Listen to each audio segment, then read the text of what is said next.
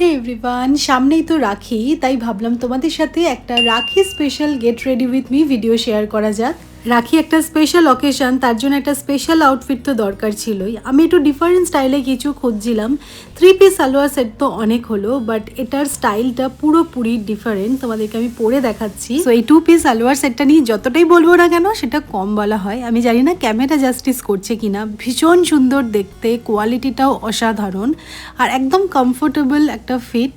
আর এই কলার দেওয়া যে কোনো আউটফিট না আমার ভীষণ পছন্দের। আর এই ব্রাইট রয়্যাল ব্লু কালারটা না সবাইকে পরলেই ভীষণ মানাবে। আমার মতন ডাস্কি যাদের স্কিন টোন তাদের তো মানাবেই, প্লাস যারা ফেয়ার তাদেরকেও কিন্তু পরলে খুব ভালো লাগবে। সো এবার চলো ফটাফট মেকআপ করে নেওয়া যাক। যেহেতু এটা রাখি special get ready with me, তাই একটু সাজুগুজু তো করতেই হবে। তো প্রাইমার অ্যাপ্লাই করা ছিল, তার উপরে ফাউন্ডেশন অ্যাপ্লাই করেছি, দেন আমি কনসিলার অ্যাপ্লাই করলাম। দেন আই মেকআপের জন্য আমি অল্প করে দেখো ক্রিজ লাইনে একটু ব্রাউন শেড দিয়েছি, আর একটু হাইলাইটার অ্যাপ্লাই করেছি একদম আইলিডে। তো এটা বেশ ভালো লাগছে। মানে এই লুকটা কিন্তু তোমরা সকালের জন্য ক্যারি করতে পারবে, আর তোমাদের সেলিব্রেশন যদি ইভিনিং টাইমে হয় সেক্ষেত্রেও কিন্তু তোমরা এটা ক্যারি করতে পারবে।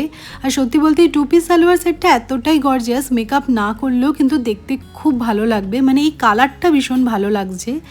তো যাই হোক, মোটামুটি মেকআপ হয়ে গেছে। এবার লিপস্টিক অ্যাপ্লাই করছি। প্রথমে লিপ লাইনার অ্যাপ্লাই করলাম, এগুলো মার্সের লিপ লাইনার।